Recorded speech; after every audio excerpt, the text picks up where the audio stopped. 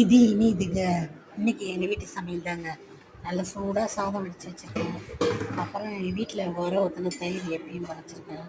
Season மாம்பழம் இல்லைங்களா, மாம்பழம் கட் பண்ணி வச்சுருக்கேன். அப்புறம் இன்னைக்கு முருங்கைக்கீரை பாசிப்பருப்பு போட்டு கடைஞ்சிருக்கேன். நல்லா மசியல் சூப்பராக. அப்புறம் வாழைக்காய் வறுவலுங்க ஒரு மணி இதாங்க எனக்கு எங்கள் வீட்டு சமையல். இந்த முருங்கைக்கீரை பாசிப்பருப்பு நல்லதுங்க. இந்த வெயிலுக்கு குளிர்ச்சியாக இருக்குங்க கொஞ்சம் துவரம்பருப்போட. அதனால் அது டேஸ்ட்டும் நல்லாயிருக்கும் அந்த கீரைக்கு. அப்புறம் வாழைக்காய் அதுக்கேற்ற மாதிரி காம்பினேஷன். இதுதாங்க எங்கள் வீட்டு சமையல் இன்னைக்கு. வாழைக்காவுக்கும் அந்த கீரைக்கும் சூப்பராக இருக்கும். தயிருக்கும் மாம்பழம் எனக்கு ரொம்ப பிடிச்சது. இந்த சீசன் வந்தால் மாம்பழம் இல்லாமல் இருக்காதுங்க. அவ்வளோதாங்க எங்கள் வீட்டு சமையல். உங்கள் வீட்டில் என்னங்க சமையல்? சப்ஸ்கிரைப் பண்ணுங்கள். சப்ஸ்கிரைபே பண்ண மாட்டேறீங்க பார்க்குறவங்க எல்லோரும்.